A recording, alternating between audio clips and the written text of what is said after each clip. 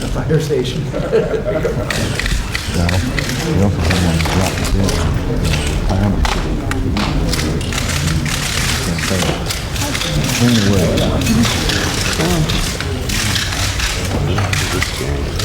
Seems to be hot out there. We were just hearing the casualty list of 7 people went down from the heat. That's quite a switch from observing Lincoln Stadium to Lincoln Memorial on some of our troops standing at attention. Collapsing the COVID.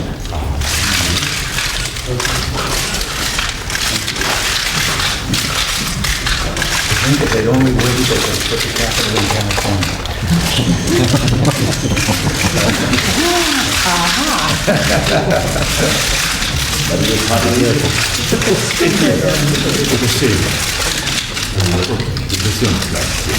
With humidity.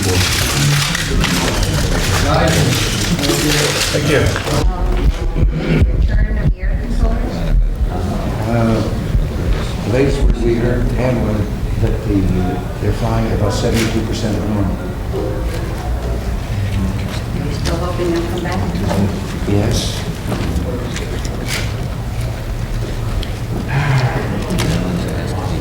It's tough to lose their jobs. Yes. They have to be in these positions.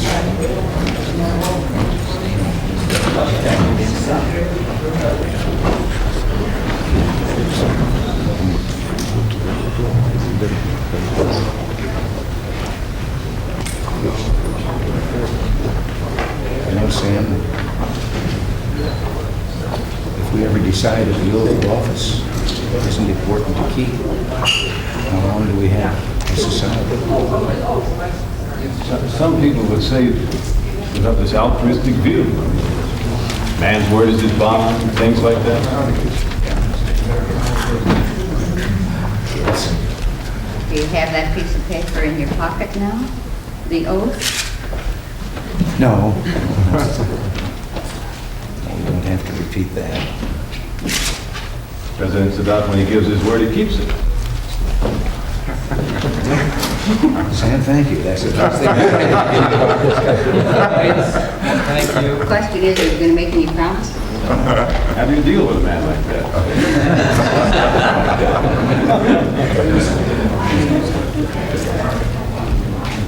Thank you. Thank you. Thank you. Is there another way?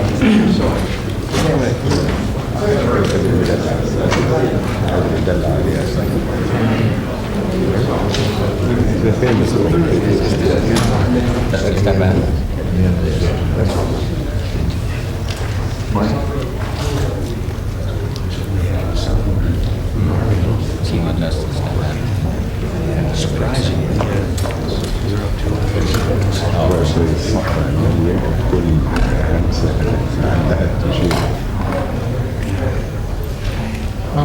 Which thing was good? Which one? So sorry. Oh, the rascal. That's the cool one. It's a ripple. Hello, Tom, I didn't know there were any more. Hmm? You didn't know there were this many, so I'm more. That's right. I'm used to that.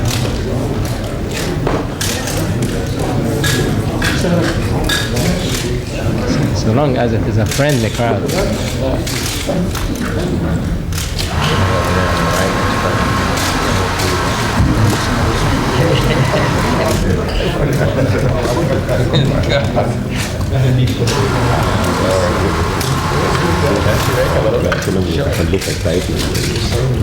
Yeah. Lights, thank you.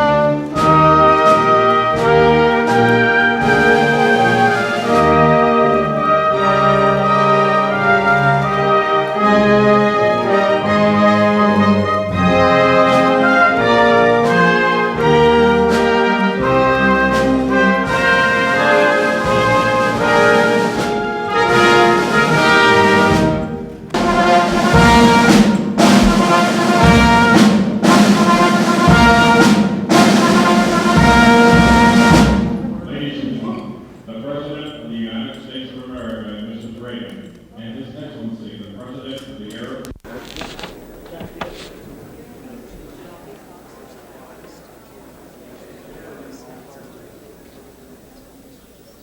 Tonight, we welcome a man who leads a nation recognized for its magnificent contributions to mankind. His depth of character and hard-won accomplishments suggest that Egypt's contributions will not be limited to those of antiquity. In the recent past, there have been few foreign leaders who have truly captured the hearts of the American people, and Anwar Sadat is one of those rare exceptions. Historians often argue about whether events are shaped by people or people by events. There's little doubt that the man we honor this evening is an individual who shaped history. President Sadat, Mrs. Sadat, it's truly an honor to have you with us. And Mr. President, I know that you struggled many years and played a prominent role in creating an organization which brought independence to your country. But then, on the night of the revolution, when it actually began, you were in a movie theater watching a picture with your family. Now, you wouldn't by chance remember who happened to be in that movie, would you?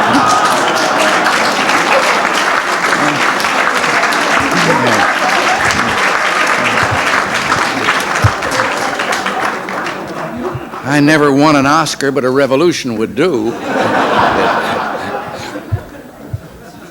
But seriously, those charged with enormous responsibility are, after all, people, and must have a very human quality of flowing with events.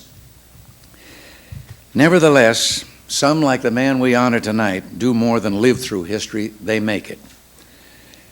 You, Mr. President, could have let the flow of events continue unchecked. Instead, with brilliant insight, you recognized an opportunity and seized the moment.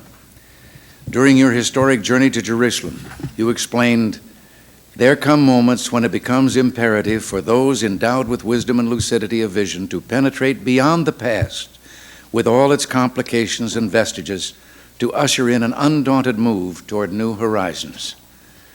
Well, more than wisdom, it takes courage to make fundamental decisions, the kind that you, Mr. President, talked about. Time and time again, he has demonstrated that vital courage as well as a majestic sense of decency and dedication to universal human principles. Instead of pounding on podiums and romanticizing the illusionary glory of conflict, President Sadat set goals for his people of peace, prosperity, and freedom. As your people have strived for these ends, Americans and Egyptians have unavoidably been drawn together. Unavoidably because we share the same goals. And as many who have visited both nations point out, we, the Egyptians and the Americans, are similar people. Certainly our love of freedom and independence unites us. In a passage reminiscent of our own Thomas Jefferson, President Sadat penned his definition of freedom in his autobiography. Freedom, he said, is the most beautiful, holy, and precious fruit of our culture. An individual should never be made to feel that he's at the mercy of any force or coercion, or that his will is subordinated to that of others. Well, we're grateful to have in Egypt a full partner in achieving our mutual goals, which includes our common determination to making the blessings of peace available to all the people of the Middle East. We will sincerely endeavor to help where possible.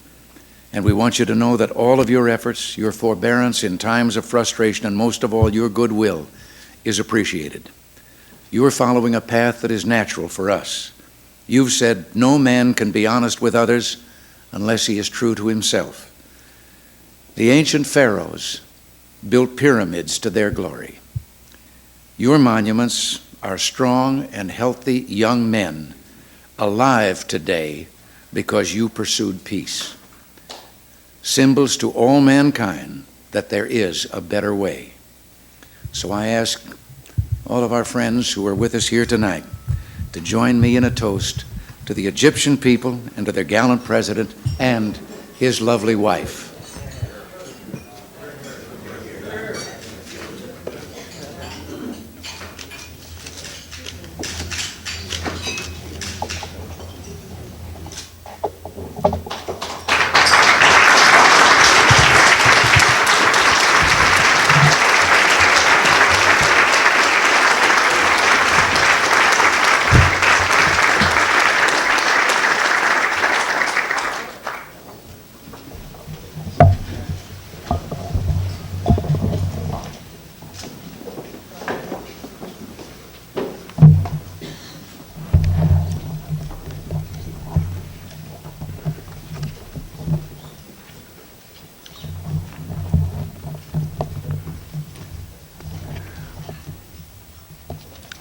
Bismillah.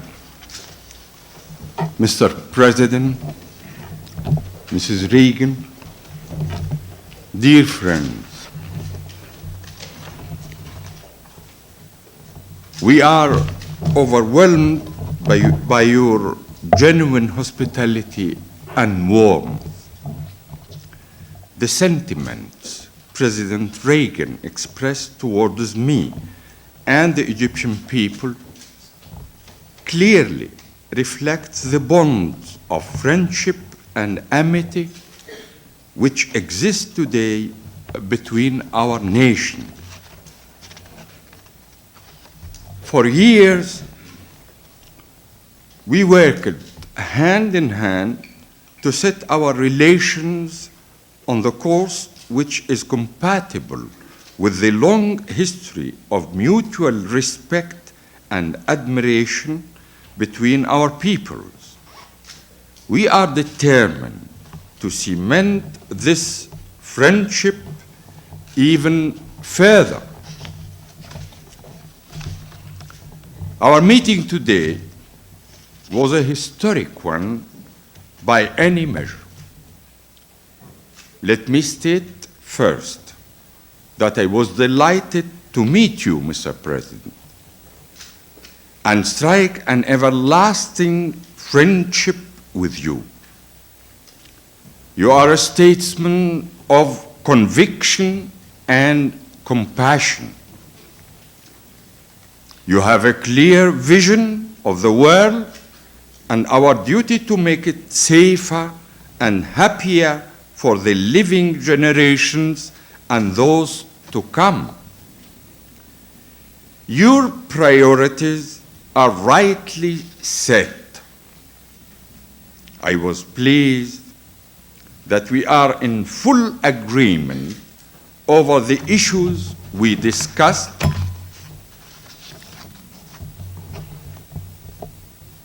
Your nation, Mr. President, has played a pivotal role to bring about peace in the Middle East.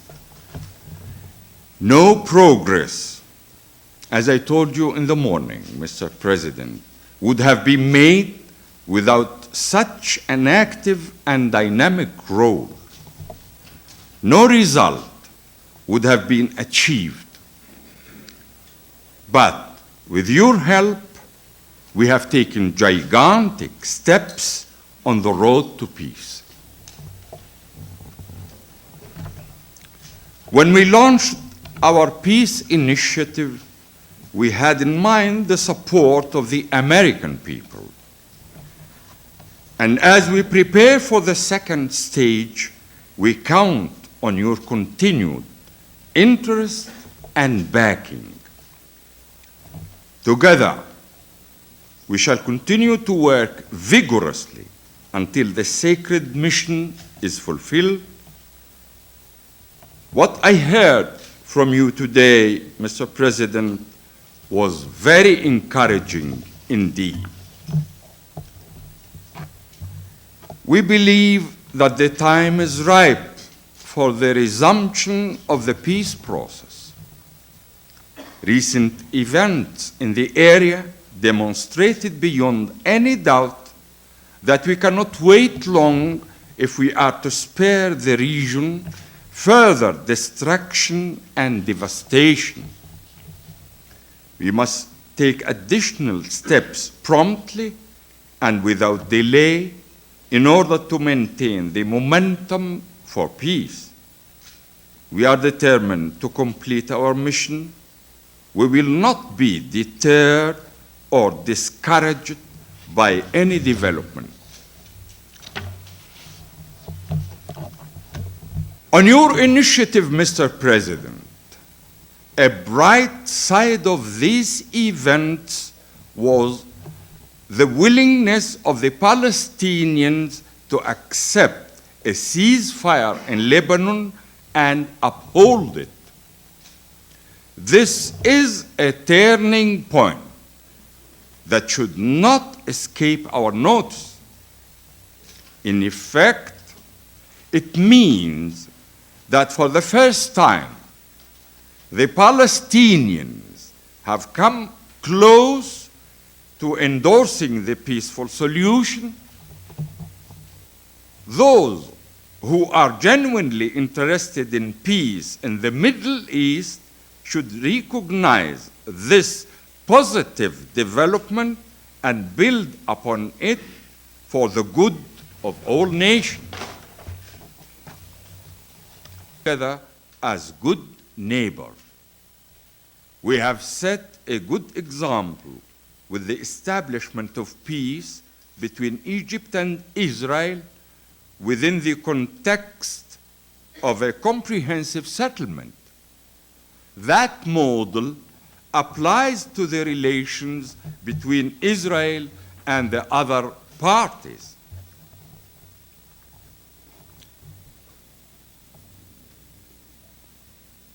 You can help this process of reconciliation, Mr. President, by holding a dialogue with the Palestinians through their representatives. This is certain to strengthen the forces of moderation among them. It would also undermine the designs of those who exploit the present state of affairs for their own selfish ends. It would be an act of statesmanship and vision. If we succeed to achieve tangible progress with respect to the Palestinian problem, a whole new situation will emerge. We will be able to confront the real challenges we face. They are challenges which involve the survival of many nations and the protection of the vital interests of the West. I am confident that we will meet these challenges decisively and without hesitation. I came here hopeful and optimistic, Mr. President. After our first session, I have become most confident and certain. Under your inspiring leadership, this great country can realize its dreams and reach its goals. On behalf of the Egyptian people, I invite you, Mr. President, and your family to visit Egypt. This will give our people an opportunity to express to you directly their feelings of gratitude and respect. Such a visit will also serve the cause of peace and stability in the Middle East. It will enable us to pursue this stimulating dialogue and bolster the bonds of friendship and mutual understanding. Dear friends, allow me to invite you to rise in a tribute to President Reagan, Mrs. Reagan, and the friendly people of the United States. Thank you very much.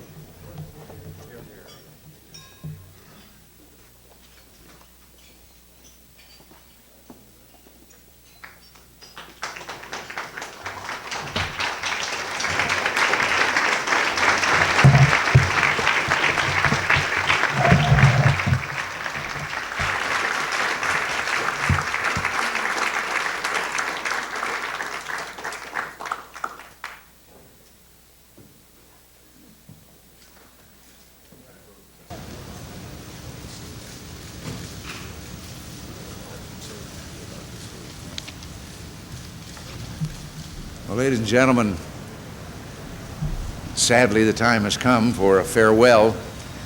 I hope it'll only be an au revoir and that we'll be meeting again soon. My meetings with President Sadat have now ended, and I want to say how valuable our exchanges have been and how encouraged I am with the progress that has been made and how much I personally have learned from President Sadat about the complexities of the problems that we all face in seeking a just and lasting peace in the Middle East. I'm greatly impressed with his intimate knowledge and his passionate concern. Our talks covered three general areas. First, the growing strategic threat to the region posed by the growth of Soviet military power and the activities of Soviet surrogates in the Near East, Southwest Asia, and Africa. The second issue, discussed in great detail, was the peace process. And here, to be completely candid, I was a willing listener. We are both anxious to ensure that the negotiating process stemming from the Camp David agreements will resume and succeed. President Sadat has urged that the United States continue to play an important role in this process, and this we will do. I'll be meeting with other Middle East leaders in the coming months to continue the process of sharing views with our friends about our common goals of peace, stability, and security in the area. The third area we discussed, Congress isn't in session, is it? The third area we discussed had to do with the growing bilateral relations between the United States and Egypt. We covered issues of mutual security, military cooperation, and economic matters. President Sadat shares our belief that a strong defense and a strong economy go hand in hand. We will work closely with Egypt as full partners in our search for peace and stability in the Middle East. And finally, let me add another personal note. I'd, of course, heard a great deal about President Sadat and was optimistic that we would establish a close rapport. My optimism was justified. I respected him for all that he has done, and getting to know him has vastly increased that respect. I share his belief that with courage, determination, and foresight, and a bold vision of the future, we can succeed in our common endeavors. We've been delighted to have President Sadat and his family here with us, and we look forward to meeting again.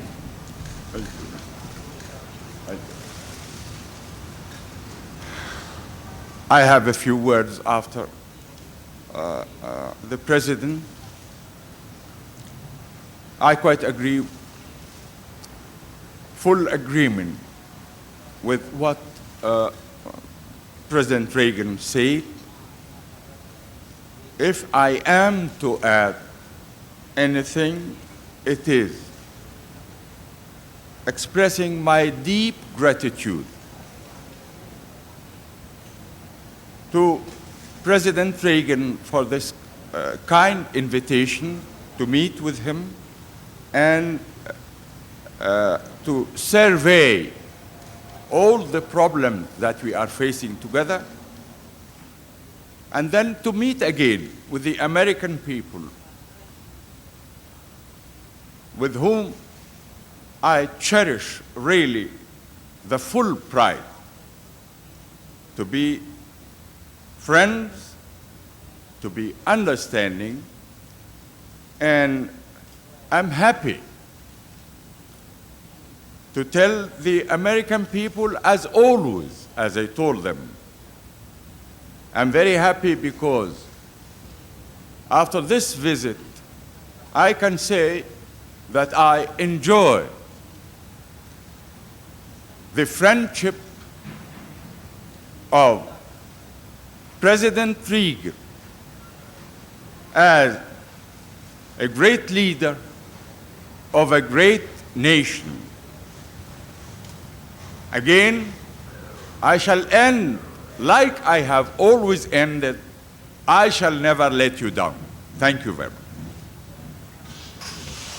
I guess the moment has come. Good.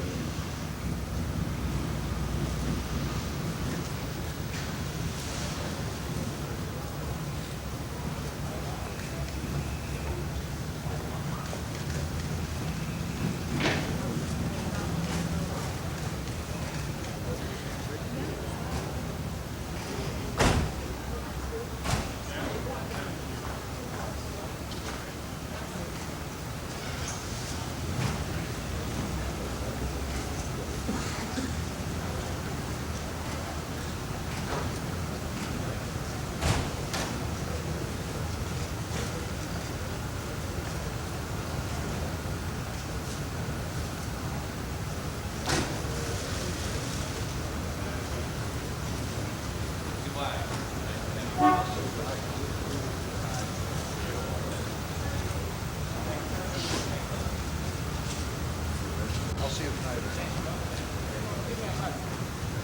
You're over there.